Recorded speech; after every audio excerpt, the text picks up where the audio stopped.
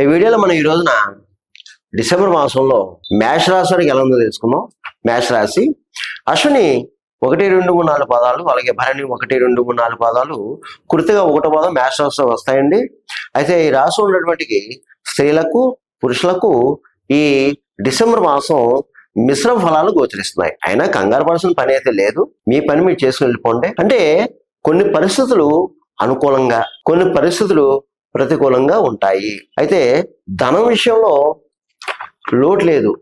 సమయానికి ధనం ఏదో విధంగా చేతికి అందుతుంది. కానీ అనవసర ఖర్చులు, అధిక ఖర్చులు, శుభమూలక ధనం ఏమో అవుతుంది. ఇకపోతే ఆరోగ్య విషయంలో చాలా జాగ్రత్తగా ఉండాలని మీరు మేషరాశి వారు ఆరోగ్య విషయంలో జాగ్రత్తగా ఉండాలి. అలాగే ప్రయాణ విషయంలో జాగ్రత్తగా ఉండాలి. కొత్త వారితో కొత్త స్నేహితులతో జాగ్రత్తగా ఉండాలి.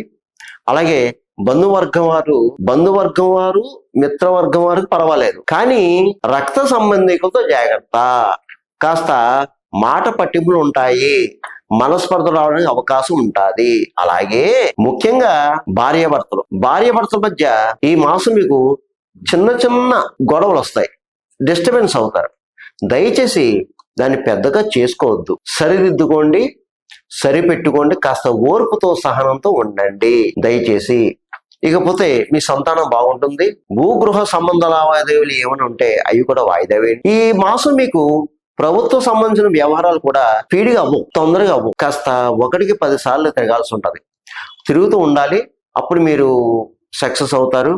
ఇకపోతే మీకు ఎవరు ఏ వృత్తిలో ఉన్నా సరే వృత్తిలో రాణింపు ఉంటుంది, వృత్తిపరంగా బాగుంటది. కాకపోతే ఏంటంటే మిగతా విషయాలు కాస్త ఇబ్బందికరమైన వాతావరణం కలుగుతుంది. ఇకపోతే మీరు ముఖ్యంగా ఈ మాసం అబద్ధపు సాక్ష్యం చెప్పడం, సాక్ష్య సంతకం చేయటం, ఇతరుల విషయంలో జోక్యం కలిగించుకొని ఇది చేయకూడదు. చాలా జాగ్రత్తగా ఉండాలి.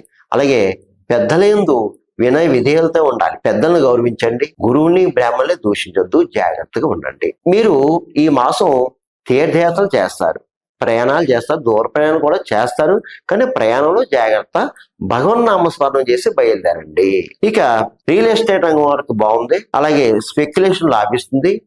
మోటార్ ఫీల్డ్ వరకు మాత్రం కాస్త ఇబ్బందికరమైన వాతావరణం కలుగుతుంది.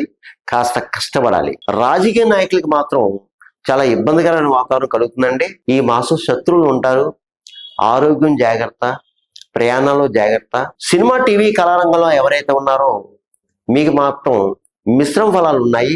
ఒక్కొక్క సందర్భంలో చికాకు పరాకులు ఎక్కువ ఉంటాయి. కొన్ని అవకాశాలు చేతికి వచ్చినట్టు వచ్చి చేజారిపోతుంటాయి. అయినా కంగారు పడకండి, ప్రయత్నం చేయండి. ఇక విద్యార్థులు బాగా చదువుతారు, అందులో అనుమానం అయితే ఏమీ లేదు. ఇక వ్యాపారస్తులు, అన్ని రకాల వ్యాపారస్తులకి బాగుంది. వ్యాపారం చక్కగా సాగుతుంది. కానీ ఈ మాసం జాయింట్ వ్యాపారం వద్దు. జాయింట్ వ్యాపారం కొత్తగా పెట్టవద్దు. పాత వాళ్ళు పర్వాలేదు, పాత వాళ్ళు జాయింట్ వ్యాపారస్తులు ఉన్నారు, మీకు బాగా సాగుతుంది, కాదు కొత్తగా పెట్టొద్దు.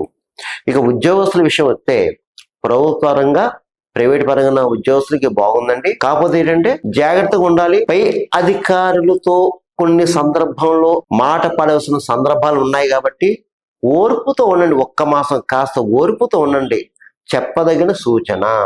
ఇకపోతే మీరు ఈ మాసం, ఈ మేషరాశి వారికి ఈ మాసం నేను చెప్పే కొన్ని పరిహారాలు చెప్తాను, అవి చేసుకొని సరిపోతుంది. మీకేమీ కంగారు పడాల్సిన పని అయితే లేదు. మీరు ప్రతిరోజు కూడా హనుమాన్ చాలీసా చేసుకోండి, చదువుకోండి, లేకపోతే వినండి. ఒక మంగళవారం రోజున సుబ్రహ్మణ్య స్వామి వారికి అభిషేకం చేయించుకోండి.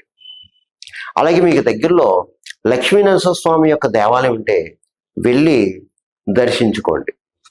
అలాగే మూగజీవులకు ఆహారం పెట్టండి. మీకు భిక్షగాలు తారసపడితే భిక్షగాలకు ఏదో ఆహారం పెట్టండి. కాస్త ఎంతో కొంత చేతికి ధనం ఇవ్వండి. మీరు ముఖ్యంగా గోసేవ చేసుకోవాలి, గోవు సేవ చేసుకోవాలి. ఇకపోతే మీరు ఒక శనివారం రోజున శని భగవానుడికి తైలాభిషేకం చేయించుకోండి. ఒక్క శనివారం చాలు, సరిపోతుంది. కాబట్టి మేషరాశి వారు ఏమీ కంగారు పడాల్సిన పని అయితే లేదు. మీకు అందరికీ మంచి జరుగుతుంది. ఈ మాసం మేలు జరుగుతుంది. సర్వేదన సుఖనోభవంతు, శుభం భవతు, స్వస్తి.